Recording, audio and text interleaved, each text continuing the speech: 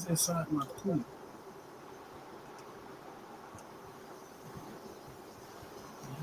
Not want me to play it.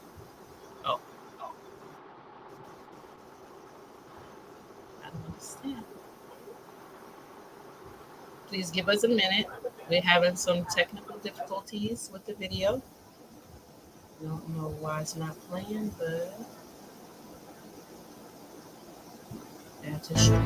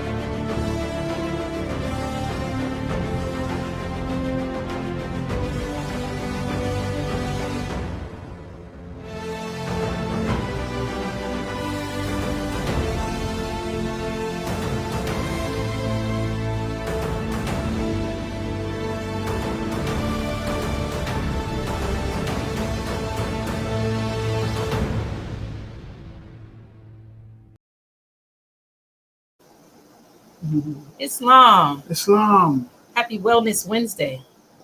Happy Wellness Wednesday. Happy Wellness Wednesday. Welcome to another episode of Sakara Sacred Healing. Here we will have a healthy dialogue on what is our dialogue about today? Please help me because I'm a little stuck. The descent nature of The man. descent nature of man. What you are today, you are. I mean, what your ancient forefathers are. You are what your ancient forefathers were, without doubt or contradiction. So praise Allah, thank you, and welcome. We'll now open up. Islam, happy Wellness Wednesday, Moors. First, I want to rise and give praise to the incomprehensible. I want to give praise to the incomprehensibility that dwells within each and every one of us. I want to give praise to whom we refer to at times as being the great God, Allah. I give high honors to his prophet, Noble Drew Ali. I give honors to all true and divine prophets, Jesus, Muhammad, Buddha, Confucius. I want to give honors to all past leadership. I want to give honors to the present leadership, Brother R. Jones Bey and his special staff. I want to give honors to all grand governors and their assistants, all grand chiefs and their assistants. I want to give honors to our two flags combined, the American flag and the Moorish flag. And I want to give honors to each and every one of you, far and near. Happy Wellness Wednesday. That's right. I'm going to take a read from the Holy Quran of the Moorish Science Temple of America, divinely prepared by the noble prophet Drew Ali by the guiding of his father God, Allah, the great God of the universe, to redeem man from his sinful and fallen stage of humanity back to the highest plane of life with his father God, Allah. I'll take a read from page two, three different instructions from 2 pages. I'll take a read from page 59, chapter 48, the end of time and the fulfilling of the prophecies. Instruction 5, where it says that the world may hear and know the truth, that among the descendants of Africa, there is still much wisdom to be learned in these days for the redemption of the sons of men under love, truth, peace, freedom, and justice. And then I'll take a read from chapter 47, instruction 10 and 11. Basically, these 2 instructions are what our dialogue will be based on today. What your ancient forefathers were, you are today without doubt or contradiction.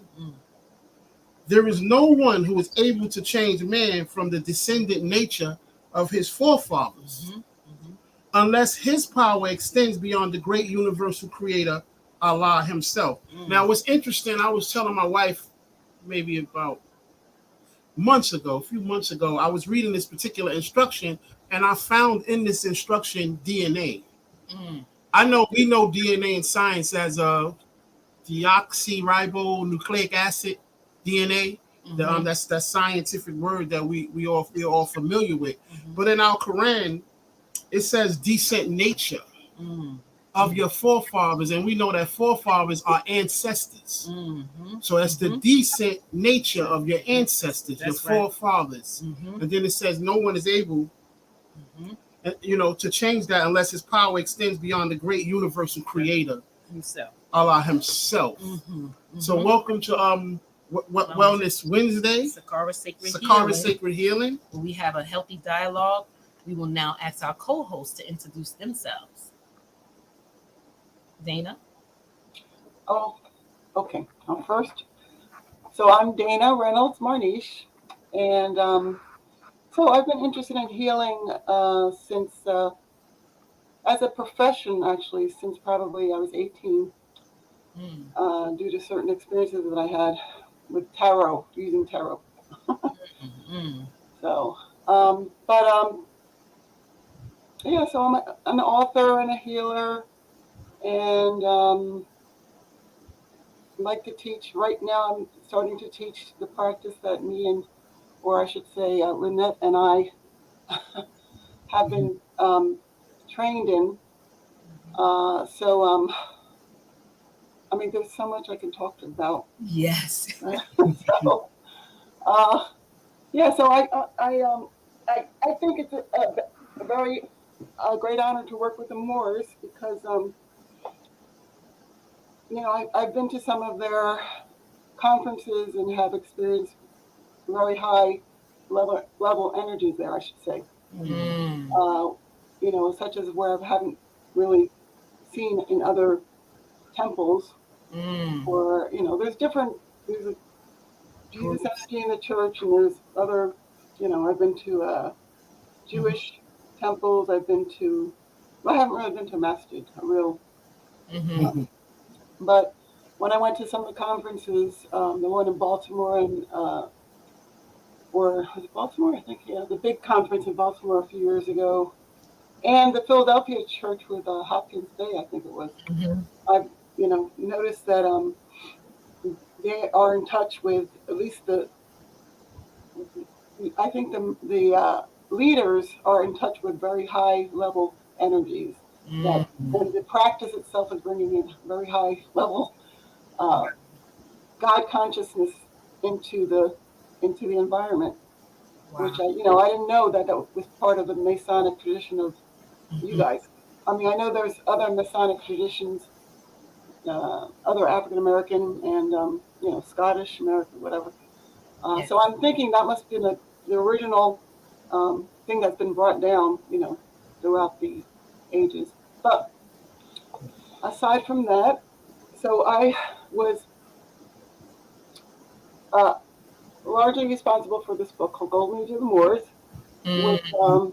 I had told Dr. Lancertimo that should be written Mhm. with me and other authors that we should write. So I actually gave him an article, which was ended up being the center focus of the book.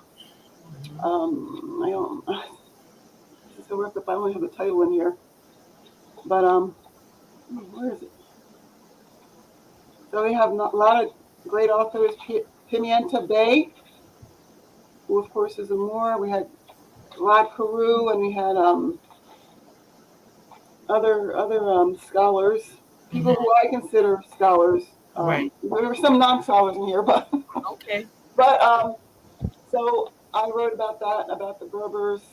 I was, I Mhm. guess, the one that brought in who exactly these Berbers were as Mhm. African people, and then the Golden Age of the Moor led to other articles in Egypt, Child of Africa, as well as the African and Arabian origin of the Hebrew Bible, which Mm. is does the same thing with the ancient Arabian people, the ancient uh, Right. Afro-Asian Asiatic people, and fortunately that text has gotten into a lot of good Mhm. Mhm. good areas, academic area arenas. Some of the top Ivy League universities, and I have right now my on academia.edu. I have a conference that I put up there which attracted a lot of people from different top universities, Oxford, Cambridge, and that kind of thing. But Mhm. the reason I'm bringing that up is because my purposes here back on Earth is, I believe, to bring out this ancient Sabian originated consciousness, this area of the Yemen and Canaan and Kush in southern Arabia, and Mhm. this ability to tap into Allah at that time, which we called, oh, never mind. Okay. Now I'm getting my past lives and stuff. So, but anyway, so I believe it's very important that people know that traditional Canaan and Israel and Moab were. These were all the same basic populations of Africans that were in the area south of Mecca, like Liberal Jew Ali said. So, Okay. but so that's my introduction. Okay. Thank you for that, Thank you, Sister Dana Sister Dana. Mornichi. I mean, listen, we know that you have a long list of work that you have done. So thank you for taking your time out to come here. Um, she's an anthropologist, a healer, a teacher. She does many things and sit in many walks. So thank you.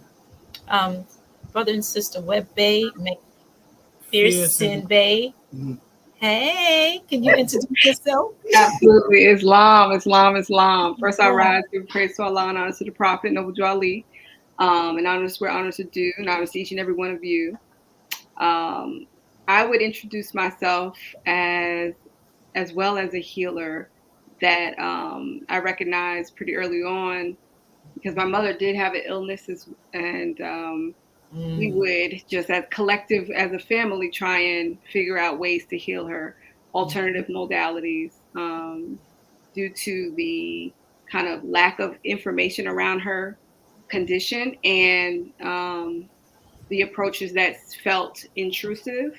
So we did definitely take the alternative route to try to find healing for her. And then my sister took it on as well. A few years ago, I would not have considered myself a healer, but my son also had eczema. So I've dealt with a lot of health issues, which kind of Yes. pushed me into learning more about food and learning more about supplements and all the things that can help aid us in our own body healing. That's right. So that's one piece. But then I'm also a dancer as well as a teacher and educator. Um, I'm not an author yet. I hope to be, maybe one day. And I have been in education for a long time. I come from a line of educators as well. And I got my degrees in education as well as an MFA in dance. So we Praise have God. a plethora, and I'm trying to bridge these worlds together of dance, education, as well as healing. So the more I can have the conversations, the better. So thank you for having me. Thank you. No, Thank you thank you. for gracing us Thank you with your for presence. being here. That's right. Praise the Lord. Yeah. We're gonna ask your husband who's traveling at the moment, so we don't want to distract you. But if you're able to just give us a few words. Islam, can you hear me? Yes. Absolutely. Islam, praise Allah.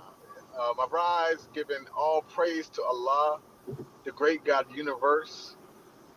I give honors to his love star, Prophet Noble Drew Ali, the founder of the Moorish Science Temple of America, who, he set up an institution that was specifically dedicated to teaching us to learn to love instead of hate, which is such a profound, sort of statement that I don't, y'all about to make this a holiday beat. But yeah, it's a profound statement in and of itself.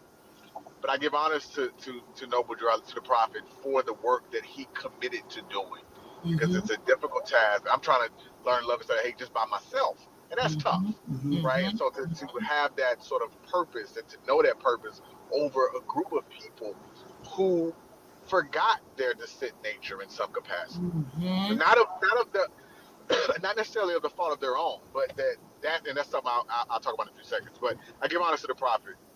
I give honors to the forerunner, Marcus Mosiah Garvey. I give honors to our ancestors who continue to guide us from the plane of soul. And I give honors to each and every one of you, Islam. And I was thinking, I'm like, when Sister Dana talked, I was like, wait, they about to make us follow what she talking about? So I'm grateful, just to be here and to be with my wife. I am traveling. I'm so sorry that's what All is well. something came up. I had to travel really quickly, so I apologize for that. No Um, problem. I am a currently I work for an organization. I work for an organization where I assist different leaders around the nation who are opening up schools. I assist their leaders in making sure their schools run a particular way, one that honors the spirit of the children who are there, that honors their heritage and who they are, and Mm. also pushes them and helps them to excel academically and recognizes the brilliance that it is that they have. And so I have schools that I assist in Atlanta. I have schools that I assist in Memphis, in New York City, where I'll be soon, Wow. in different places. I have previously worked as a principal. I was a Medina student. I taught English in Prince George's County, Maryland. I was a principal in Memphis, Tennessee. So I've done a lot, and I've been in education a little bit over 14, 15 years. Um, I also consider myself. I don't know if I'm consider. No, I am. I do dabble in the world of healing, but I think my modality is mostly about trying to figure out the best method to get people to see the ways that they can heal themselves Mhm. Right. through getting through all the mire and the muck that we have brought on ourselves in That's our right. in what we've been given. And Mhm. so I've done a lot of things. I've studied with Sufi masters. I've studied with West African shamans. I've done quite a bit in terms of this. Um, and I think just the one thing I wanted to say when the brother was mentioning, when the brother was talking about the descent nature and using the instruction from the Quran and the descent nature Mhm. not being changed. Can Mhm. you all still hear me? Mm-hmm. Yes. Yes. Yes. Mhm. Yes. Um, the one thing I wanted to speak about in terms of that is that there is an thorough importance when we're talking about descent nature for us to have an understanding of what our descent nature is. Mhm. Mm. Who were our ancestors? How did Mhm. they think? How did they move? How did they begin? How did they see the world? How did they see the human body? How did they view it? And the Mhm. reason why that becomes important is because as we look at history and we see what happened to people of African descent, we began to see that there was an intrusion not just in their physical bodies but also in their mental and spiritual bodies in a way that shifted their way of thinking that sometimes leads us to believe we're thinking like our ancestors, but we're oftentimes thinking like those who helped to colonize and oppress them. Mm. And Oh so for no. me, I study the ways and the ways that our ancestors moved because I wanted to understand how did they see the world and Mhm. Mm. Mm-mm. Okay. Give us a moment. This is technology, and all is well. And so we're going to continue until his internet clears up. As we said, he was traveling, and he will jump right back on as he Mhm. can. But we let's just jump into this dialogue. Mhm. And yes, I want to say that you all. Okay, here he go. Here you go. Got him right now. There you go. Islam, can you hear us? Islam. Can you hear me? Yes. Yes. Praise Allah. I think it's going in Of now. course, I have a bad signal right All here, Okay. is but well. Mhm. yeah. All is well. Mhm. Praise Allah. So thank you, Brother Webbe, for your introductions, Sister McPherson Webbe and Dana Marnici. You all are so humble. And yes, what you do is healing. And so Mhm. that's what we're here to talk about the modalities of healing. You know, I had a sister who asked, one of our good sisters who work on a media team asked, you know, is painting healing? You know, redecorating healing, teaching is healing, you know, dancing is healing, poetry is healing. The many different things that we do, if we put our highest intention into it, you are helping another to heal and grow and unfold, if you will. So we're here to speak about now. Our first key note will be on spiritual medicines. We're going to talk about the pros and cons of spiritual medicines, which will be crystals, gongs, and bells, and herbs, and chanting, mantras, dancing, motion, and sound. Wherever we this dialogue takes us, divinely takes us. So please, whoever wants to open up. Can I open up with that? Yes. Spiritual medicines. Mm-hmm. I would say one of the spiritual medicines from, just pulling from our Quran. And one of our instructions teaches us about the soul, Mm-hmm. how, what honesty, how important it is. Honesty is a medicine for the soul. Mm-hmm. Mm-hmm. It teaches us about health is to the body what honesty is to the soul. Mm-hmm. And virtues is a spiritual medicine. Yes. The Quran teaches, it says, employ, talking about the soul, it said, employ her, and thou art wise. Mm-hmm. It says, employ the succeeding ones in virtue. Mm-hmm. And the Quran also teaches that he who made virtues what they are planted within all of us a knowledge of their preeminence. Mm-hmm. So a lot of what the healing medicines is already within us. We just have to discover it. Right. With that, I say peace. Yes. I also like to add that how we met these beautiful people, Mm-hmm. sisters and brothers.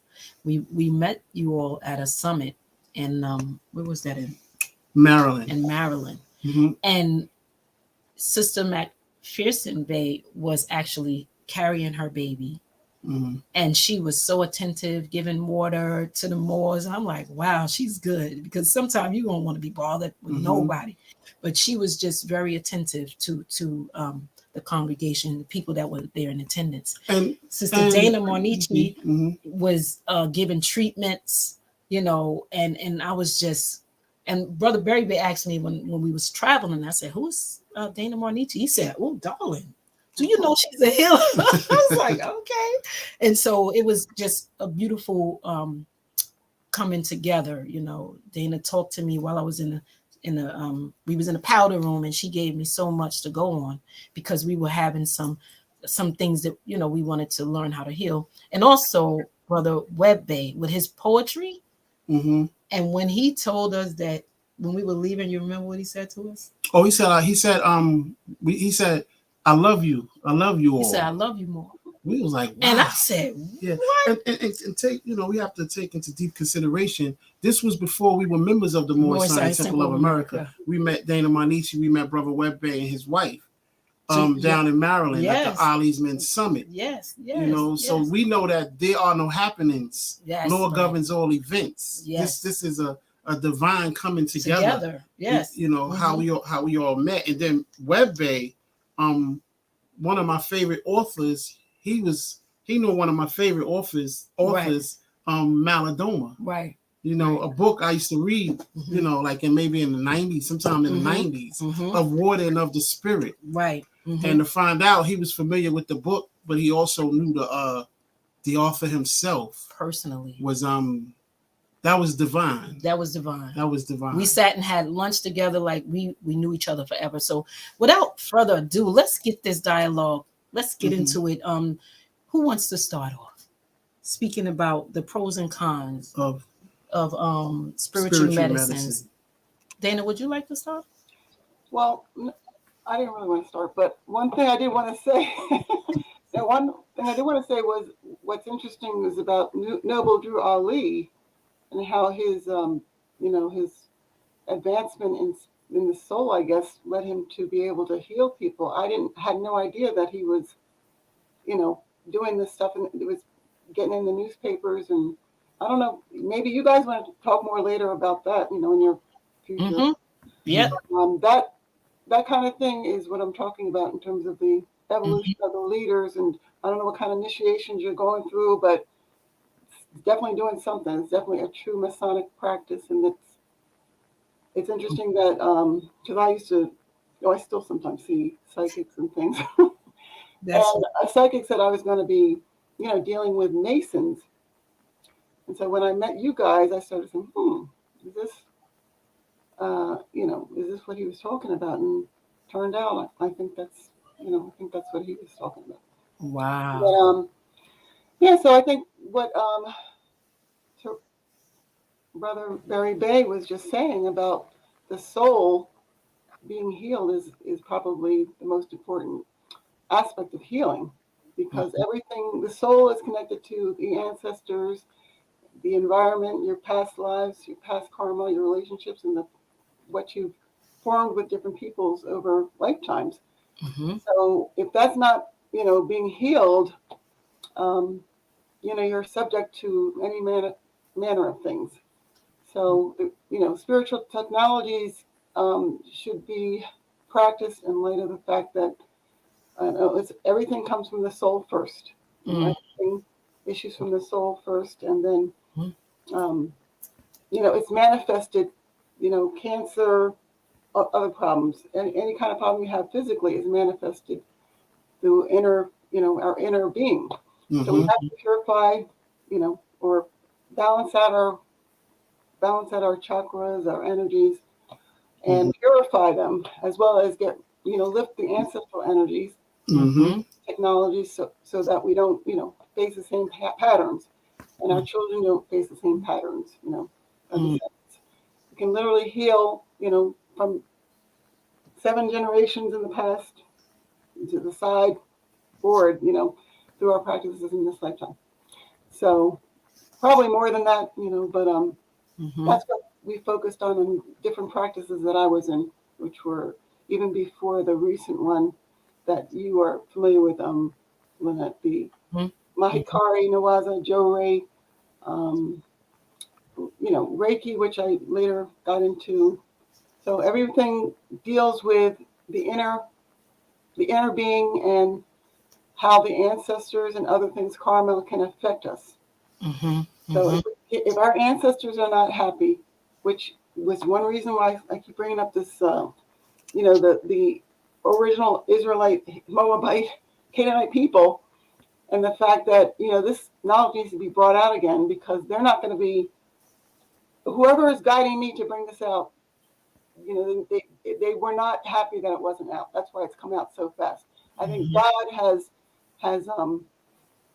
given the go-ahead for us to bring this knowledge back out with regards to, how we can heal the earth, the importance of healing and balancing our energies and the ancestors. So ancestors, I'm going to just finish this last point. Otherwise I can talk forever. But,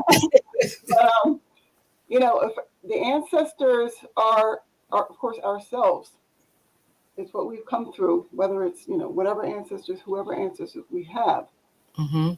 But these particular ancestors from Africa are the ones that literally created civilization and our way of connecting to God, through the various religions. All religions, in this ancient past actually were issued, the main religions were issued through these people, these Afro-Asiatic people. So this is the time for it to come back, So any spiritual technology that we can use, whether it's through, another religion, Judaism, Islam, or Science Temple, shamanism, getting in touch with those spiritual principles or those technologies again are, what is important. And I'm telling you, something is coming. I mean, I think last point. If you notice the climate and what's been happening in this country over the last few years, that's nothing compared to what's coming. So the first thing we need to do is start learning about these technologies to protect ourselves. The deep state ones that people have been practicing for thousands of years to protect ourselves and our descendants and the people around us. So you're going to see a lot more happening in terms of these floods and the hurricanes, tornadoes, and earthquakes, and that in this country and around the world. The heat, we're talking about heat, it's going to get a lot worse. So we need to be prepared for that, Yes. But okay, so I'll stop. Yes. Can I make a quick comment? Sure. So, Sister Dana. Well, the Moorish Science Temple of America have Masons in it, but it's not a Masonic organization. Right. But we do have people who are members of Masonic orders, and the sister, our elder sister Ruth. Yeah, but we're gonna go off topic, so we're gonna go there. Remember, we have we have to talk about that later, because I disagree with you. I view the practice, this Moorish temple science, as the science the hermetic science. Yes. So I will talk to you about that later. Right now, we just Yes. I mean, technology. that's why Prophet Noble Drew Ali, he definitely let us know that we can't, Allah cannot be circumscribed. Circumscribed. That's right. And so that's why we honor all true and divine prophets, Jesus, yes, Muhammad, Buddha, Confucius, etc. So there's no limitations, but a lot of people have to learn to adapt to that thought. Right. They're trying to process one prophet at a time, I guess, but some of us know how to be, multitask in that area and giving honors to all prophets and their messages that they're bringing to us. So praise Allah. My husband was mentioning Sister R. No, she just said to make mention of the remedies. That's my elder sister. I have it down for a keynote, dear sister. Definitely. We got you, sister. Oh, praise that's Allah. Right. Sister McPherson Bay. Islam, can I say something real quick before my wife? Yes, sure. That's fine, only because I'm about to walk into a place and, and we'll have to go off camera. I was just listening and some things that Sister Dana Manishi was saying, and again, when we are reading the instructions that are in the Quran and Moorish Science of America, we have to, and when I say we, I'm thinking about myself even more, move them beyond just intellectual banter to where we understand that when it's saying that about honesty, hey, Islam Wali, that honesty, that honesty in terms of the soul is a health thing, that is referring to something very real. It's referring to the soul. So when this whole idea of the truth will set you free. Well, what actually is the truth, right? The Moorish Science of America goes into that. We're not talking about facts. We're not talking about information. We're talking about something much deeper than that is experienced within the level of the soul. That's and your right. soul knows when you right. are dwelling within truth. And it rejoices because that means you are allowing it expression. And your soul made the decision. Your soul is the one that made the decision to come here. Your soul decided with the ancestors, I'm going to come here this time because this is the things that I have to learn as a soul. I've got to learn this. And so I'm going to go to earth.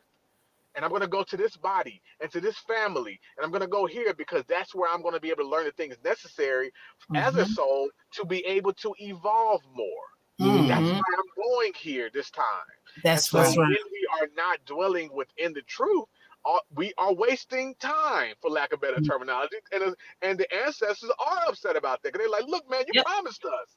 That's right. Promised before you left that this is what you were going to do. That's right.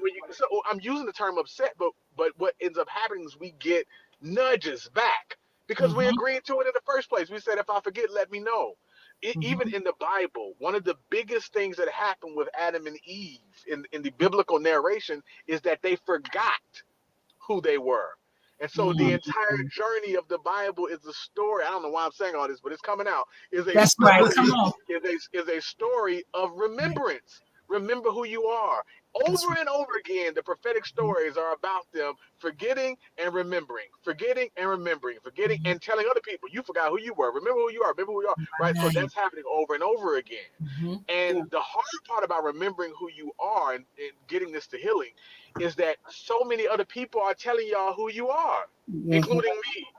So you're getting so much information about who you are. And I'm not talking about, the media. No, your parents, your friends, someone down the block, even yourself. Eventually you begin to tell yourself who you are. That's based on narratives that have nothing to do with who your soul is. And then we internalize that, we believe it. And since we are creators, like the Quran says, again, this is not philosophy. Since you internalize it and believe it, then you create realities based on your beliefs that are based on someone else that they gave you, which means that you're not free. And that's it's not a knock, because I'm dealing with this. So being conscious is becoming conscious of all of these things happening and taking place, and you trying to re-steer the course back a certain way, right? So that your soul can evolve and grow this time. And the point of past lives and all these things is so that you can remember what lessons you went through, so that you can learn. It's not about just information. This is practical stuff so that we can heal, or else when we go back to the soul plane, we take back the stuff with us. We have that stuff on us, which is, now there's a cleansing process that happens there, but we still have this stuff on us so that we can come back again and do it all over again. Mm-hmm. And so Well, yeah, that, that means that means that healing is about all this healing stuff is about in terms of the soul is about making sure we do what's necessary to be able to clear to purify the things there so we can see who we really are and act it out this time because we all have a gift to give, all of us. All of us. That's right. It's our gift, and Mm-hmm. a good temple, and I'm not talking about more I'm any good religious space, any good religious space. I hope I don't get in trouble for that. Mm-hmm. Any good religious space is a space of transformation of people, That's and the right. rituals that are within that space. And this comes to healing with African traditional traditions, religious traditions, etc. The healing is about all of the rituals, all the traditions are about putting you through obstacles and things, initiations are putting you through things so you can remember who you are. That's right. That's what it's about. Mm-hmm. Because otherwise, if everything is about what someone else can give you, then you have no agency yourself, and that's not what your soul is. An agent. The Quran Mm-hmm. refers to us as vicegerents. The Quran of Mecca, and I've seen other interpretations say that means agent. I am an agent with Allah. The Quran That's in the more right. Scientific America says you are creators and make your own. We're not Yo, saying we're talking about the same sort of thing. philosophy that is really practical. And so Mm-hmm. one of the things that we're trying to do in terms of our own healing is to be honest with ourselves, Mm-hmm. to be Yep. honest with where we are at the moment, not be highfalutin. So sister said, brother, you're very humble. I ain't even trying to be humble. I'm just trying to be honest about where I am at the moment. That's That's right. right. That's right. And because if I'm not, then vanity gets on board. And we know with Mm-hmm. vanity is the worst of them all because you can't see yourself. You Not see only that, yourself. you think you can see yourself. Even That's worse. right. So then That's you right. have no opportunity of room for growing.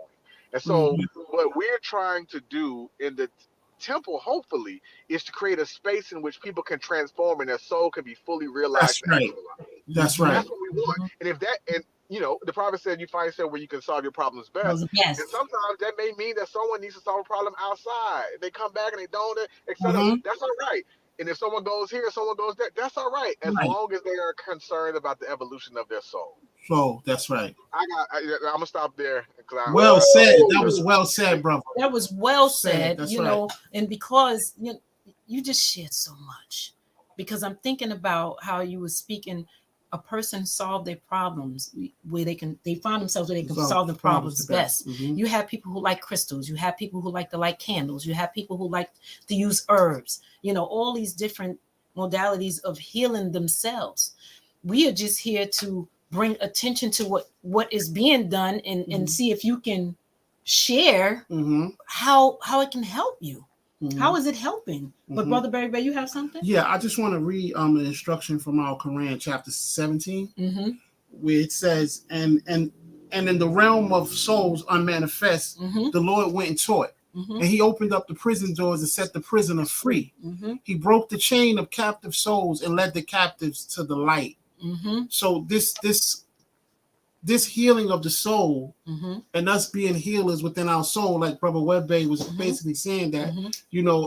he who planted in us, he who made virtues what they are, planted in us a knowledge of their preeminence. Mm-hmm. And the reason why I always refer to the Quran, because in 1928, in the Moorish literature, Prophet Noble Drew Ali said, all the secrets of the ages known to man was put into this work. Mm-hmm. Mm-hmm. So I always like to, no matter what the dialogue is, Mm-hmm. I like to show where it is in the Holy Quran and the Moorish Science Temple of America. And it's okay because any school of thought that you sit in, because remember the prophet said he sit in all schools of thought. Yeah. Because he's trying to help all our sisters and brothers. But it's good that you share that. What you were speaking about the captive souls. And that would be one of the keynotes that we are going into. But I would like for Sister McPherson Bay to also camel walk in the spiritual medicines, if you will, sister. Yes, Islam.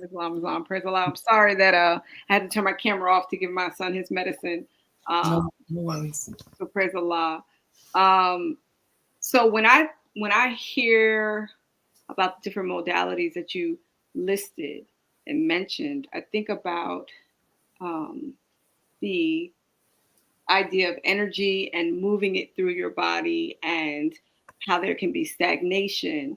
And so, like, I've done Reiki I've done acupuncture. Mhm. I've done I haven't done light healing, but I think I've read about some of that. But Yeah. just this idea where energy can get stored or stuck, Mm-hmm. how important it is to move it. And that's why vibration is important. That's why, when you said sound therapy, uh, Sound. as well as, like physically moving the body and being in nature, the fire, lighting candles, seeing these things, it is a reminder of, the divine.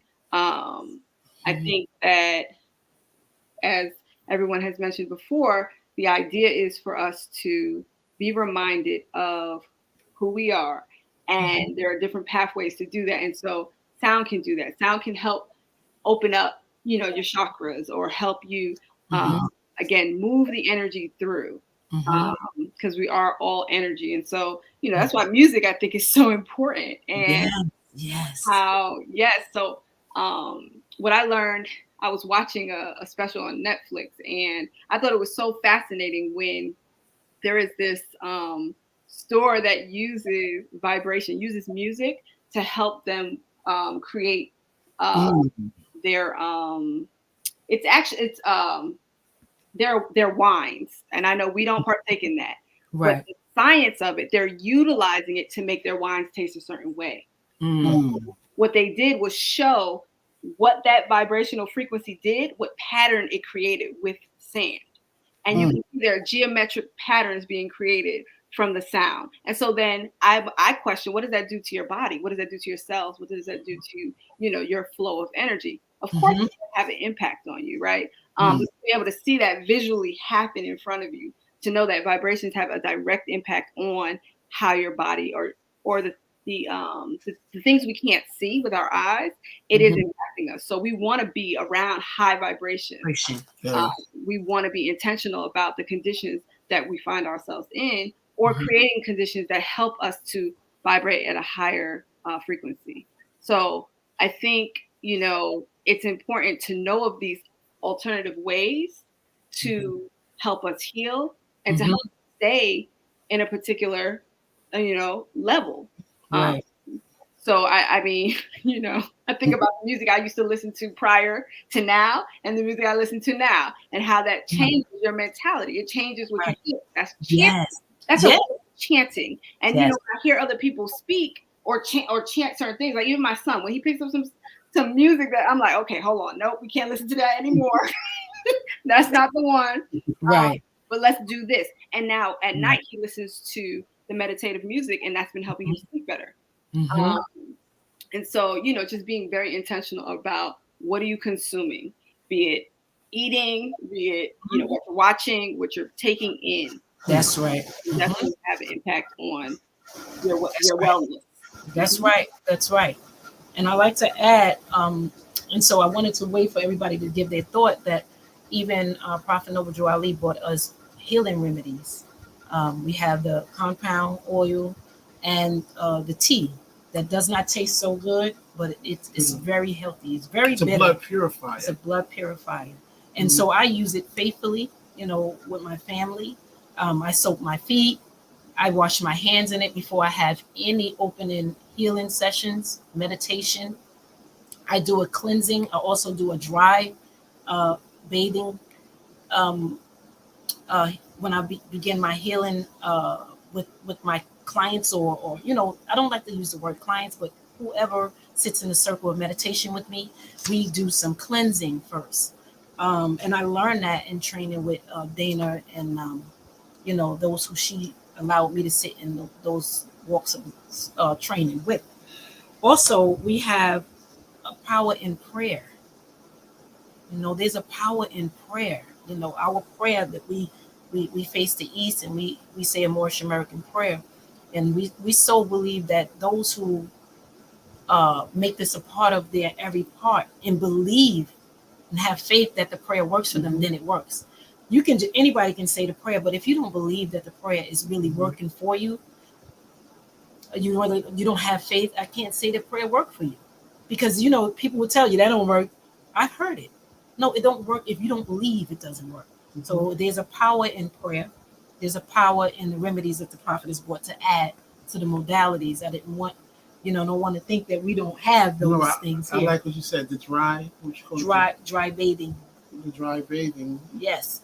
And so when they would make men know that sins are washed away by purity and life, a right symbolic may be introduced. Indeed. So I thank you for sharing the music. I learned that the bell and the dorji, it actually it's a yoga practice. The sound of the two instruments together, it brings a harmony within the Ida and the Pingala 90. And it brings like a balance in the Sushumna, which is the breath, the life force within us all, the feminine and the feminine and masculine energy balances the holy breath within us. And we're going into our next dialogue, if you will, keynote. So when you spoke of music, I remember our discussion that we had, Sister McPherson Bay. You used the words of our nationality card to help the children tune in, make it a part of, also put it on a memory bank, on a dial plate. But she used motion, and we do motion as well in key energy and the different practices. But we do motion, So can you give us a little bit of that, if you will? I don't know if you want to do the dance. You could do that too, but give us a little bit of how you use the nationality card to teach the children to put it on the dial plate and vibrate with knowing it. Absolutely. Praise Allah. Praise Allah.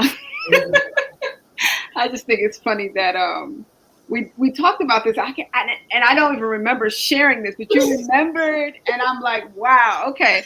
But praise Allah. No, when we were told that we needed to memorize the nationality card, right. I knew I did the writing of it, rewriting, and trying to recite it. And I was like, you know what?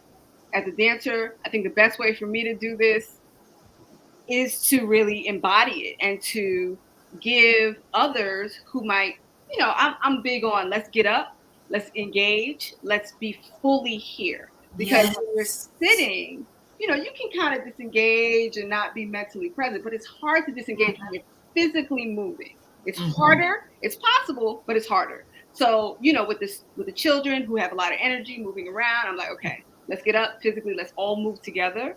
And let's figure out a way to also move together in harmony with what we need to learn. It was hitting a lot of points. So, we would do gestures of like the star and the crescent, Islam. And so every word had emotion. Wow. And it worked. We also broke up and did certain lines. Each person would have a different line, but you would have to know that person's line in order to say yours, right? So you're learning it in multiple ways. So you're listening, you're in concert with each other. And at the end, we did like Noble Drew Ali. It was like call and response, the prophet. And that would be the response. So it was an enjoyable experience. I think it just made it more manifested. Like it just brought it to another level. Right. So I hope that gives a clear view. I don't know if you have any other questions. It does. Yes, it does, because sometimes the children can't learn the way we adults learn. You have to make it plain and simple for our children. So thank you for sharing that. I'm going to actually be sharing that on one of our Wellness Wednesday, the video. Right, Sister Day? Praise a lot. I thought about you today, and I was like, man, I haven't had an opportunity to find that video, but I will try and locate it. I can't remember where it would be, but we're in the process of moving. Yes. So things are in different places, but as soon as I get it, I will send it to you. Indeed. So thank you so much for sharing that, Brother. No. I wanted to. We're speaking about the holy breath now. So Dana, we're speaking about the expression, the application, the benefits, and the oneness of holy breath. So would you like to? Well, for me, when I speak of holy breath, I'm speaking about the Holy Spirit. Right. You know how they say in the Bible that which would Mhm. we live and move and breathe. Yes. That's right. So getting in touch with that we can get in touch with that through breath, through sound, or like Sister McPherson was saying, through dance, through Yes. movement of the body, yogic practices, anything that moves the pranic energy. Mm-hmm. That is beneficial because it's Yes. clearing out, purifying, raising the level of of our own souls. Hmm. Um, so Dana also, when Sister McPherson Bay spoke about the chanting, and sound, we learned that you had to say, or the vibration had to be right. You had to Hmm. learn it. So, can you speak to that well, sound healing and chanting? I'm just with regards to shamanic chants or sounds. I think when I was talking about that, I was thinking about how you have to say the sounds correctly for you to benefit because they're Mm-hmm. sacred sounds, coming directly from nature. Mm-hmm. So, people sometimes we talk about affirmations, which is different from sound vibration, Mm-hmm. nature's sacred sound vibration. So that's why in the practice that about with me, there's a prayer which raises the vibration of the ancestors, and also sound Yes. vibration, which raises our own, vibrations and clears the crown Hmm. chakra and the different other chakras, and you Mm-hmm. know moves the breath of life or Holy Spirit energy through your astral etheric bodies, and that's what all religion really does. But Mm-hmm. some do it does it. I would say some do it more quickly than others. Mm. Some and some do it in a way that's not as balanced as others. For example, like I used to talk about my other practice. My aunt had gotten me into the Buddhist Nam Myoho Renge Kyo, where you're chanting, which I Mm-hmm. also told you about, and how that brought up a lot of the karmic energies by clearing out energy quickly and bringing through your uh, desires, whatever you wish for, you can actually, draw that, manifest that in your life. But it also, at that, with that practice, it can also bring up a lot of other things, your you know, karmic energies quicker than others. So I found that getting into other practices, for example, this practice that I'm in, this Korean shamanic based practice. And I say shamanic based because it deals with the ancestors. Anything that deals with the ancestors and raising their level of vibration is, basically shamanic based. But also because when we're channeling energy for other people, we also feel their energy or get their experiences. So, for example, when I was coming on here, I felt like somebody had a back problem because I was, focusing on you know, that prayer that we say and raising the level of vibration of ancestors now. So, as somebody who's a shamanic practitioner, we can receive the energies of these other ancestors. So that's what I mean by shamanic. Okay, not so much as a medium, but someone who raises the level of other ancestors. Um, so I mean, you can do it. For me, holy breath is pranic energy or cosmic vital energy, as we say in this Korean practice. So I was brought up in actually doing yoga and all that kind of thing. A lot of spiritual technologies, back when it wasn't really even um, that popular. So there's many things I can talk about, and what do we have? 5 minutes left. So um, yes, so that's what I mean by when I say pranic, when I say holy breath, the breath of life, that which all these great ascended masters, and even Isa of Beit Lahim, of the Beit Lahim. And I was trying to point out that, it's the reason why I try to mention about the ancient Berber Afro-Asiatic people and the ancient Arabians is because people don't realize all the stuff that they're writing about, in the Quran and in the Bible, even in some of these Hindu texts in Greek mythology, it's about one people. And if we don't know and try to get into our, if we don't try to get into these practices, there's no point in being born into this particular community of people, of, descendants of Afroasiatics now. Now, I personally believe, like I say, I have other ancestors that also come to me from different, groups, Native Americans, European, Hindu. But I believe that now everybody's ancestors are focused on the Afroasiatics, the ancient wise ones. Okay, so that's what I think, at least my purpose of dealing with history and researching all this, and being actually guided to all this history is because I have not done this myself. This is coming from, I've been led here, getting up in the middle of the night for no reason by, higher forces, and I think also coming into contact with the Moors for that purpose. So. Wow, thank you for that, Dana.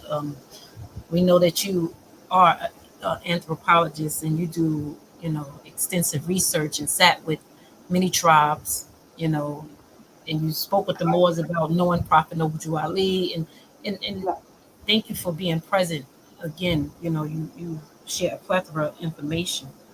Um, so we do have more than 5 minutes left. We go to 8:30. We have it's a special episode of Sakara Sacred Healing. We're talking about many different things, spiritual medicines and holy breath. Holy breath. Yeah, Holy breath. Talking about holy breath. Now you got to get over here with me. Okay, let's go. You got to go into. You have to go into our holy instruction from the prophet, the breath of heaven. Let's go.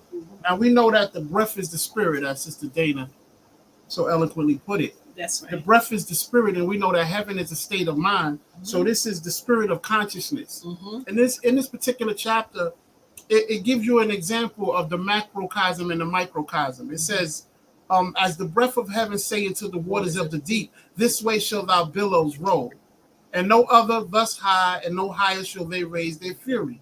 Then it says, so let thy spirit, O man, actuate and direct thy flesh, so let it repress his wilderness. It go on to say that the body is as the globe of the earth, thy bones the pillars that sustain it on its basis. Mm-hmm. And then it gives what I see as a cyclic exercise of it says, as the ocean giveth rise to springs, whose waters return again into its bosom through the rivers, so runneth life from outwards, and so runneth it into its place again. That's the breath. That's the breath. That's the spirit of consciousness. The breath of heaven. Mm-hmm. Now, I have a question. Are those Noble Drew Ali's words? Mm-hmm. Wow. Yeah. Yes, yes, indeed. And so, words heal, music heal. We're still talking about breath here. Sister McPherson Bay was speaking about how it vibrates with you and being in tune and being present. And we're learning to be that way. Be present with what we do in our healing modalities or the way that whatever you're using, you have to be present and be very careful. Brother Webbe, would you like to speak about that holy breath? We were speaking about. Islam. Yeah, come on in. Can you all hear me fine?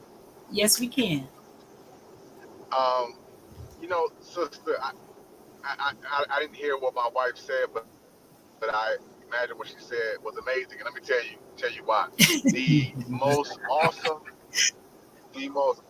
example that I've seen of the breath being used was when she was pregnant with Wali and delivered him. I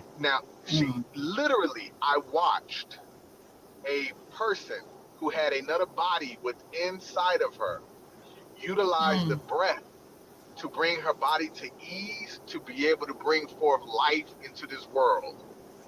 It don't get no better than that. Like, what else am I saying? Right, like that was, and what she was told was, breathe. You had to breathe a certain way. Change your breathing. And I'm like, oh, okay. This breath stuff is for real. It literally shifted her her body to allow it to bring forth an entire body through her. It wasn't, we've gotten so infatuated with the way that we use Western medicine. It wasn't like, give me this, give me that. It was like, no, breathe. And when you change your breathing, then this would Mm-hmm. come out. And so that for me was that I've seen one of the most ultimate forms of utilizing the breath as a modality to bring forth life. And when I just think about breath in general and the holy breath, that just, our question that says that, well, that it was good, it was great, it was, it is, never more to be. Right? Mm-hmm. When you keep trying to define it, eventually it's like, look, it was good, it was great, it was good, it was, it is, never more to be. Amen. Like that, like there's no defining it in a certain way, but it makes me go back to what we were talking about, what at least something I was talking about earlier, with changing our way of thinking and seeing the world. I never forget the first time I picked up the Vedas. I have the English translation of the Vedas. I pick it up, I start reading. I'm like, what the heck is Mm. Wow. understand what's happening? And so then I did a little bit more background search on it, and I realized the Vedas were to be sang, and it was about a particular way of singing it in the breath. And I was reading it from Mm-hmm. an information perspective. I was not using those lessons for good. Like I was not using it based on what it was meant for, which was to Right. create a particular experience. That then made Mm-hmm. me contemplate more on the Quran of Mecca and the revelation of it and the way that it was about particular ways of saying things, in the Arabic language. And so I guess Mm-hmm. the major thing that I just would say is that this breath thing is so important in terms of us beginning to heal. And Mm-hmm. all the doctors that I go to that are about healing from the inside out are always like, "Are you meditating? How are you breathing?" Like trying to work on breathing as a modality of healing. Yes. Praise Allah. Thank you Can for I that, Bishop. Sure, brother. can I say something? Our sister Dana said what was these Prophet Noble Drew Ali words. Yes. Well, Prophet Noble Drew Ali, he divinely prepared these ancient lessons, and he put it together. And these are the Right. ancient lessons he chose Mm-hmm. for us. So they're his words by him choosing these particular words. Now, as far as the author of this ancient work, we're still looking for him. Which mean is everlasting. Mm-hmm. You know. So thank you for that, Brother Webbe. You were speaking about the Vedas and the Vedas. It's a very powerful text. Yeah. Very powerful text. I have had the experience in sitting and reading and trying to delve into it. It was too much for me at one point. I was like, "Whoa, wait a minute! Oh, this is above my pay grade," And so, Berry Bay would make me come back and say, just stick with this, stick with that. But it was so much coming to me, and I'm trying to pull it in, but not really making a part of every part. So you want to be careful collecting so much information. You know, deal with a little at a time. It helps you unfold. It helps you make it a part of you. You understand it, and then you can share it.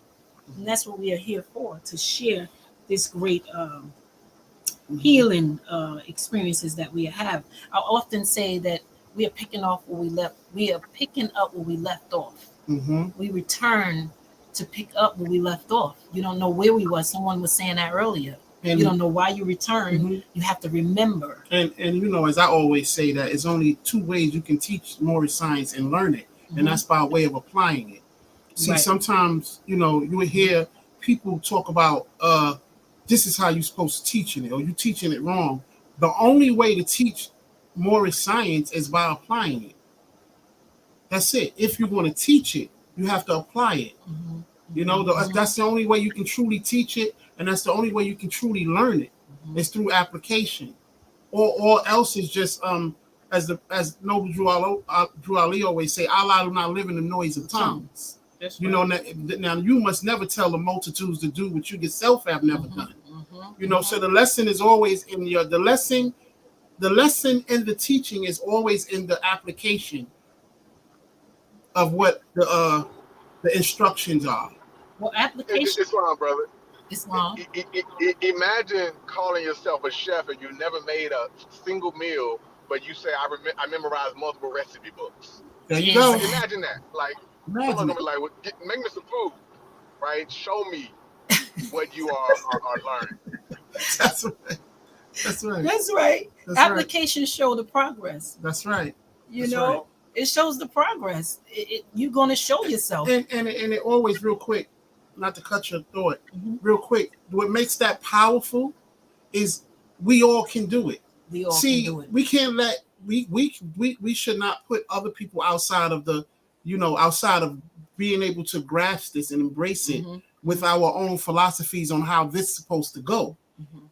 It's only one way it's supposed to go, through application. Right. Mhm. So this means that everybody can do it. Everybody Can do it. See, when we come up with our own little remedies about you have to do it this way and you have to teach it this way, you subscribing it and you pushing people out, because we all don't learn the same and we all don't process the same, but we all can apply whatever it is we get out of it.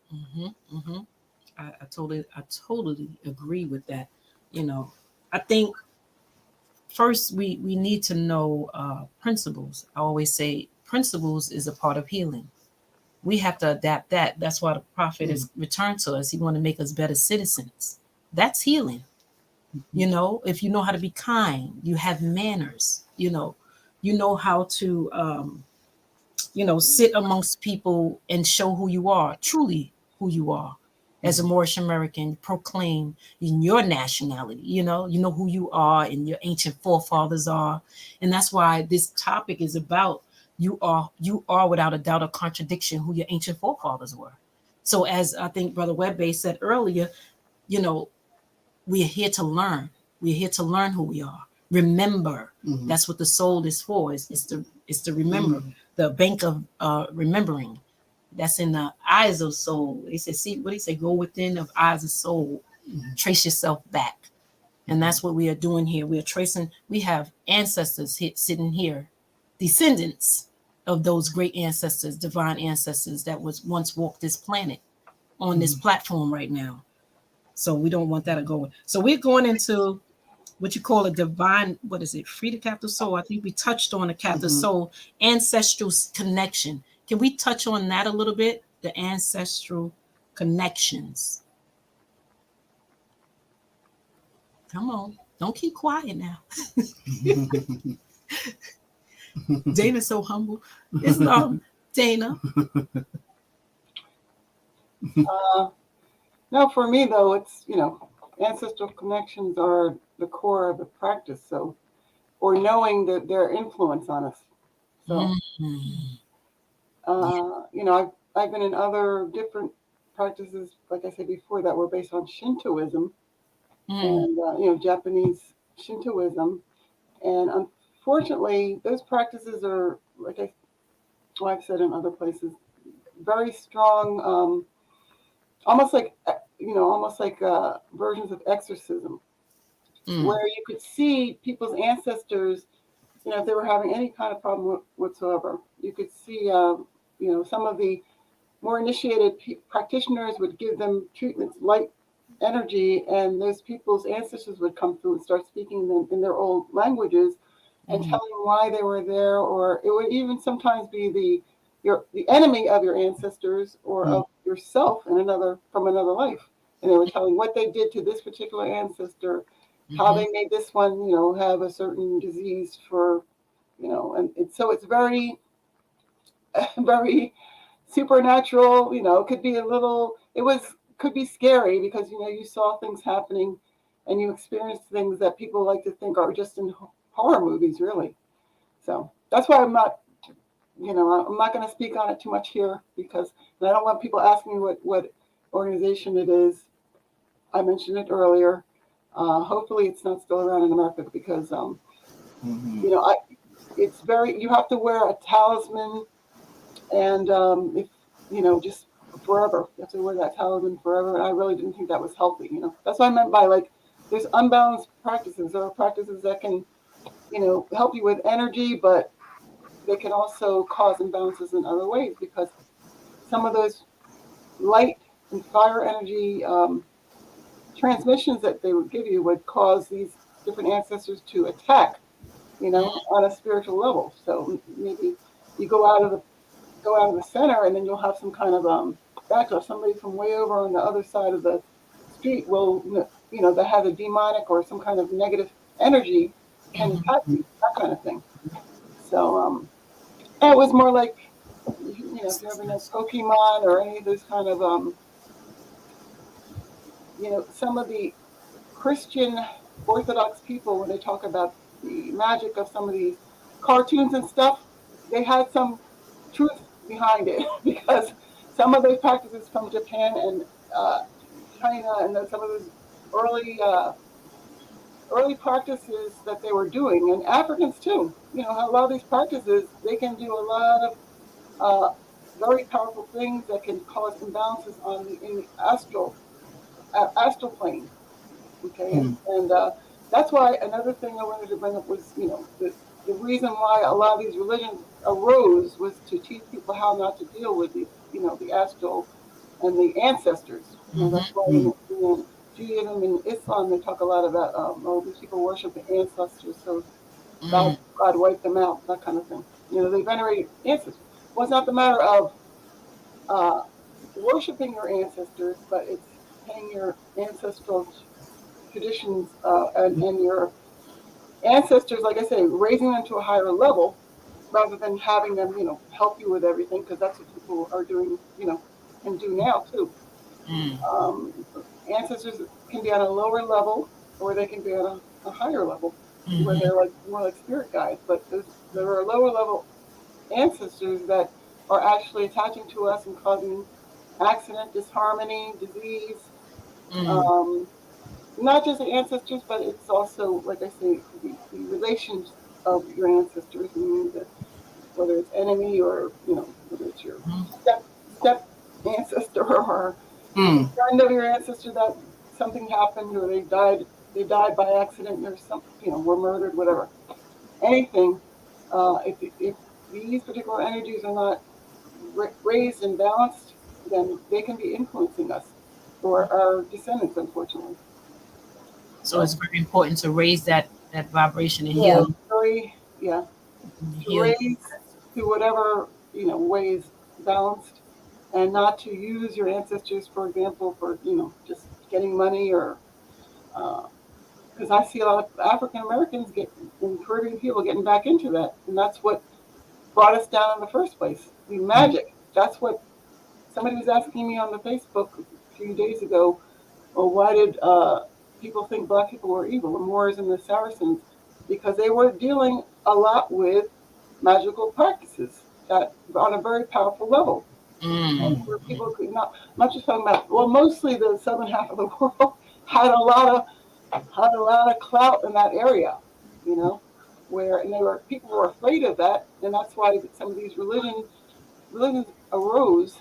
For example, even in China today, you're not allowed to practice certain things because, they're afraid. The government's afraid they're going to lose power. People are going to have all this power, personal power. Same thing in Korea. You're not really allowed to be shamanic or say you're a shamanic practitioner. You know? Wow. So yeah, so that's a lot of reason why, and it's a lot of reason why people of Afro-Asiatic descent have problems because they have a lot of this negative energy dealing with ancestors in a certain way. When you're constantly, now I don't know who this is going to offend, but when you're constantly uh, sacrificing animals, and that kind of thing, in order to get a certain ancestral benefit, then that creates a certain karma, and this is what a lot of our ancestors were doing as well. That's why when these particular masters, Isa, Jesus, whatever, Isa, and I mean, I don't know about Muhammad because he was leading all these battles and things, but the different early peoples, Buddha, Confucius, all these people that were divinely guided and didn't really need to use magic to or killing or physical ways to bring about change. Those particular people were trying to say, look, go with the Holy Spirit energy, not with ancestors, not just with ancestors, not with magic. You need to. There's one God. That's why they focused on there's one God consciousness, there's one creator. Mm-hmm. Don't go after all this different Mm-hmm. Mm-hmm. entities or to bring about what you want, because that's going to cause imbalance. So So thank you for that demonstration, because we learned that Allah, God, has many different names. We say the author, the creator, the governor of the world, almighty, eternal, incomprehensible is one that I use. And the young people respond well when I use incomprehensible. But I want to read from. now, I'm not saying that there are different aspects of God. I mean, there, like in Islam, they say there are 360 aspects. 360, the Allah. Right. That's what Allah means. Mm-hmm. Yes. So, but to make any particular different one of these aspects, Mm-hmm. you're foremost. Wow. Then sometimes you have to balance out. You can't just worship Durga and not expect to have a lot of, because Durga is a goddess of war. You're going to be battling people. You're going to be invoking that energy, but you're also going to be it's going to bring certain things. Right. So, so that's basically what I'm saying. Be careful. When you spoke about the animals, harming animals, I thought about chapter 10. It says Jesus speaks to the unity of Allah and man to the Hindus. Instruction 5, it says, by the sweet breath of Allah, all life is bound in one. So if you touch a fiber of a living thing, you send a thrill from the center to the outer bounds of life. Mm-hmm. So wow. we do. Very deep. Yes, we do understand that when you harm someone, you will send a thrill to the creator, himself. Anyone else, sister, brother? Thank you, David. Islam. I have a question. So do most Moors not eat animals? They're vegans mostly? That's a whole nother topic, I think so. Well, some do. Some do, some don't. Was that prescribed by Noble Drew Ali, or say that again? Was that his prescription? Was that prescribed by your leaders? Well, no. Prophet Noble Drew Ali, he teaches when it comes to diet or anything, he teaches temperance. Okay. He teaches temperance and moderation, because we know that diet is no such thing as one diet fit all. Diet is not a one size fit all. So what may be good for Sister Berry Bay may not be good for me. So the prophet teaches, he said temperance. Teach him temperance and he shall have good health. That's right. So he didn't teach anything about not eating animals, or he did? Not specifically, no. Not specifically. It says nothing about some people eat, like I eat fish. Yeah. I eat fish, I eat chicken. I can speak for Brother Berry Bay. I can stand on that. Okay. I eat chicken, I eat poultry, I eat fish. So nothing, no particular diet. People it just says temperance, because you have to figure out, your diet, because everybody have a unique genetic constitution. Right. So, some things are good for some people, some things are not good for people. Right. I know as a Muslim, we don't eat pork. Right. As a Muslim, we know in the Holy Quran of Mecca, it talks, even the Bible will talk about not eating pork. But all the other different foods that people say they don't eat because of, I guess it's temperance. I always say temperance. Teach them temperance and they should have good health. That's right. Because I know that a lot of the Hindu, their early philosophy is that the killing of animals is what has created a lot of karma among humans, in terms of leads to earlier demise, but also creates this conflict that we have, the anger and that kind of thing. I don't know. Well, I'm not saying whether it's true. It's probably true, but I'm not saying whether I do it or not, because I eat meat. Right. Okay. Yeah. I'll say this. I am not saying that. Yeah. No, but I understand what you're saying about temperance. And I'll also say this: these holy instructions also teaches that every creature is possessed of, every creature think. Right. and all creatures are possessed of will in his own measure, can think. I mean, it's possessed of a will. Mm-hmm. So when we talk about animals, people would say, well, an animal has a life. Why would you take a life to eat? Right. Well, a plant is life.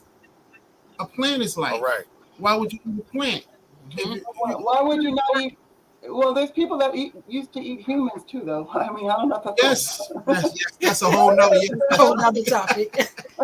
that's right. But all creatures think and are possessed of will, and anything that Allah has brought into a manifestation, it belongs to Allah. So there's no getting away from Or karma. taking of right. Right. Right. On the plane of manifest, it became the law. Mm-hmm. It's a law. The stronger ate the bodies of the weaker. Mm-hmm. Mm-hmm. You know, Brother So, Webby, so you just want to say yeah. So something? to that point, one of the things that, and I want to get back to the ancestor conversation, mm-hmm. but just in reference to this, for us, we're thinking about intent. So I think one of the best examples I've seen in terms of this is the so Avatar, all right, the one with the blue people, Yes, that's right. as well as the cartoon. If you want to understand in terms of past lives, things like that, watch Avatar the cartoon, the Last Airbender. Beautiful cartoon. It will teach you spiritually stuff that Yep. you Mm-hmm. won't learn in a lot of spaces. But in Mm-hmm. terms of the blue one, if we remember, there was a part where the one who was acting as if he was one of the avatars Yes, killed the animal in the forest, that's and Mm-hmm. the right. woman was extremely upset. That's Yep. And right. he was like, "What you mad about? Like this is y'all killed." She's like, "No, that one did not have to die. Yes. That one didn't Yes. die Yes. That was because the Absolutely. your Native intent." American. Yeah, the Native And she's Americans used like, to say that. Yeah. and then she went to the intent behind it. Yes. She looked it in the eye. Now we thinking about halal, the process that Muhammad introduced to those people at that time period who were killing animals recklessly. Mm-hmm. Mm. Was if you're going to kill an animal for food, you need to look it in the eye. You need to say a prayer. You need to do That's all right. that. Mm-hmm. That method then changes your intent behind what is happening. So it's not just about did I kill an animal? Did I kill a plant? Because Brother Bear, you're absolutely right. Because if you go to some places in West Africa, places I studied with, it, you go try, look, forget that. Let's go to Palestine. When the Mm-hmm. Israelis were cutting down the olive trees in Palestine, the Mm-hmm. Palestinians were crying because Mm-hmm. of what the olive trees meant to them. That's right. These olive Mm-hmm. trees, and the Palestinians had a intimate relationship, and that olive Mm-hmm. tree has a life that Mm. is extremely important. Malcolm Some has a story in Of Water and Spirit where he talks about this green lady coming out the tree. I don't want to get too deep into that, but my Mm-hmm. whole Right. point, Brother Bear, you're right, but it was about intent. So, That's Mm-hmm. right. and the reason why I'm careful about this, and I'm not saying Sister Dana was saying this, but I'm careful because people will say, like, Africans, they sacrifice. I'm like, have you been to your local chicken plant? What do you think we're doing when we are recklessly killing animals? Mm. Can you hear me? Yes. Yes, we Yes, can. yes, We we hear did. you. Like so we're engaging in a lot of this. It's just not public. It's not ritualized, so Mm-hmm. we don't say anything about it. But we're engaging in a lot of activity that is Yes. harmful Oh to yeah, nature, to definitely. animals, to Mm-hmm. humans in ways that is not going to is having an intense effect on us currently. That's And I'll right. say briefly about the ancestors. 'Cause I know we're short on time. Um, I call on my ancestors. Oh, and one other thing about the food. So one of the things we try to do to mitigate it is when we eat, the prayer. And my son, when we say, Allah, thank you for the food we're about to receive. Please allow us to remember that which lost its life in order for us to gain life. That's That's our prayer every time, and it's because we're trying to remember what I'm eating has life, that's and right. not to take The that for prayers were granted. for. That's what the prayer was for. Yeah. Yeah, absolutely, and not exactly. That's why we pray. So, and not That's to why take we that for eat. granted, and to be Why we eat. thankful to the life that was there because of That's what it right. has sacrificed That's for us right. to be able to have sustenance. And so that's what we try and do, in terms of remembrance. It's difficult in the West. That's what we Mm-hmm. try and do. And in terms of ancestors, I implore the Moors, African people, the people of African America, please call on your ancestors. Please. There's Ali Mazrui is a West African scholar. Oh, is he East African? He may be East. I think he's from Kenya. East But African. he talks about, yeah, he talks about this the moving away from the ancestors as something that assisted in the demise, right? Prophet Noble Drew Ali talks about it also when we began to Mhm. chase after the gods of Europe of whom we knew nothing, right? That's This is right. this is a same similar idea, and so whenever I get up in the temple, I give honors to my ancestors, who Mhm. and I speak to my ancestors. I have conversations with them. So I honor them. Maladoma said it to me I asked him a question that Dana was kind of hitting at. I said, what do you say, Maladoma, to someone who is coming up in what we currently call monotheism, the monotheistic tradition? The reason I say currently because we think oftentimes one God means one thing, and if you can point to God, then that means that you are not doing the whole thing that was meant to be. Mhm. But I don't want to get to that. But Maladoma said to me, I asked him, I said, what do you say to people who are like, why do I have to call on my ancestors? Like this, one God, that sort of thing. He gave an example. He said, if you went to the hotel and you needed assistance with something, who would you go and ask them, hey, I need towels. Can you go get the manager? Or would you ask the person at the front desk? I said, the person at the front desk. He said, so why are you going around your ancestors to ask the great God to do something that they were tasked to do in the first place? Mm. And I Mm. was like, The whoa. higher level ancestors, yes. Mhm. And so essentially what he is saying, and so to that point, in the Dogma tradition, they have a method of making sure that these ancestors get raised to a high level, right? That's a whole other discussion. But essentially, what Well, he's saying actually, is, for me, it's the main essentially, discussion. what he's saying is there are tasks for others. Our Quran in chapter 1 says this, right? It's like these are your helpers, cherubim, seraphim. Like it says you have helpers. They are That's your right. helpers. And Yes. so I try and utilize the ancestors for their purpose because they Right. want to they want to give out their purpose just like we want to fulfill our purpose. And I try and Right. use trees for their purpose. I try and use Mhm. water spirit for their Yes. purpose Purpose. and That's right. recognizing them all just like chapter 1 implores us to do. I'm sorry, I That's didn't mean to Mhm. right. take that That's long. right. I didn't mean to take that long. All is Praise well. Allah. Praise That's Allah. right. Well said, Well brother. said. Mhm. Come on, Sister McPherson Bay. You want to give some closing words to ancestral? No, no, because your husband did it. I know. I know. Right, All he this. did. He said so much, and I feel like this is his arena. This is his Yes, arena. yes, yes, So I yes, just say praise Allah. yes. That's There right. you Feel go. That's like right. Dana has more to say. Yes. There's nothing bubbling up in me but So praise we Allah. Thank you. we have like a couple of minutes left. So it would have to be your closing words if you can make it really short, so we can make it on our announcement. So Dana, you want to give some closing words? Uh, Divine mission on a divine mission, Divine mission. or Um, whatever you want to get it well, ready. again, well, I just want to say that we just have to always be careful whenever we're dealing with the spiritual world. Um, in our um, For the web bank. well, I'm sorry, yeah, brother. I was trying to think, shake now, brother. They were saying uh, always, yeah, the ancestors are there, and the most important thing is that they are raised. You can't, like I said, as long as we're not calling on the lower level energies, Mm-hmm. that's what's causing most of our problems in the world. Mm-hmm. And that's what caused a lot of us to our ancestors' problems, and that's why it brought us over here being enslaved to the wrong thing. Mm-hmm.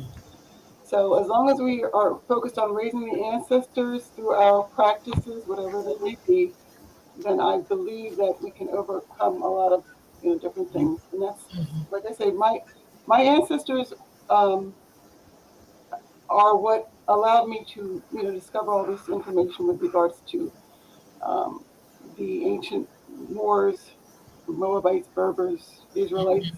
The fact that every last one of those people were African, Asiatic people, and actually helped to confirm a lot of what Noble Drew Ali was saying, as well as other different, you know, I should say, religious texts with regards to these people, including African beliefs about where they originated, because a lot of them do say that they came, after Nebuchadnezzar and Sargon and all these people pushed them out of Canaan, they Mm-hmm. came to West Africa. But yeah, so well, my website is Odyssey in Black, ApharasiaticsBlogspot.com, and that's where I have a lot of that information. I am also starting, I put on my Facebook page, I'm not sure what the page is called anymore. Aphroasiatics, I guess, is the Facebook page. I'm putting now also different healing sessions.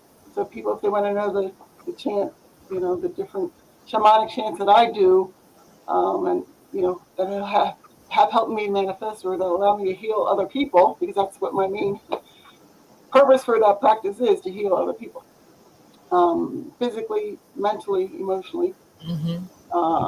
And our soul is already pure, but excuse me, our spirit is already pure because it's aligned to the heaven world. But this practice, in my view, actually is very balanced and can literally create abundance and protection and harmony and in one's life quicker than the other ones I've tried. So that's all I'm saying. Okay, that's it.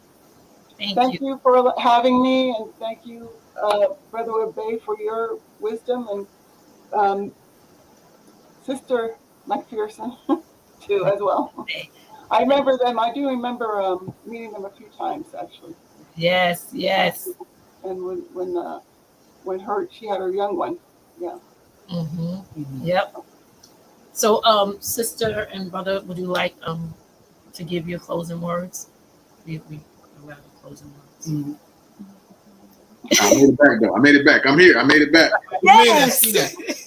All is well, more. No, thank you all. Love you all. You all are such beautiful people. I love you and just glad to be acquainted with you. So, love you all. Yes.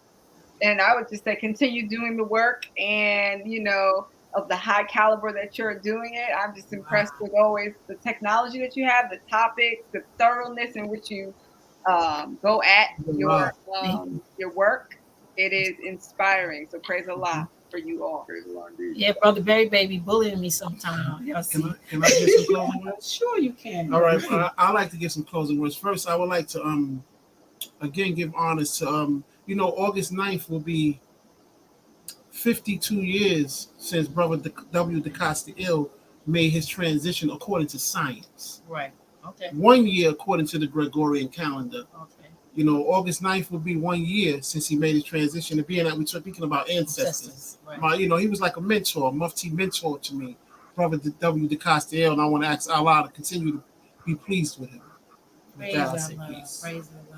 I like that because his picture showed up around the house. Right. And I was like, where did that picture come from? So when you're attentive and aware, to give that honors to that high vibrational divine spirit that has returned. So we had said enough. So we want to make the announcement. We thank you for coming on this platform and sharing your expertise. We hope to have you back again soon, Sister Dana Mornici and Brother and Sister Webbe McPherson Bay. You are amazing spirits. And continue your work. You inspire me. And I'm going to do some dancing with you, Sister McPherson Bay. I told you, we get ready to do some Janet Jackson, all that kind of stuff. But thank you all. I'd like to make our announcements on Friday at 7:30, our Holy Day meeting on the national Facebook page, More Science Simple of America, Inc. On Sunday at 2 o'clock, we have Sunday school that tunes into Temple 71 in Washington, D.C. On Wednesday, Universal Love with Brother and Sister Adams Bay at 7 p.m. And on Thursday, Girl Talk, Real Talk, Moorish Talk with all my sisters there on that platform. Please tune in and support. We are not here to compete with each other. We support each other. So when you support one show, you support us all. Thank you to the media team. I think, I give praises to Allah, honors to the Prophet again for allowing us this opportunity. I had said enough. We'll meet you on the rise of the sun on another Wellness Wednesday in 2 weeks. Peace on earth and goodwill to men. Praise Allah. God bless.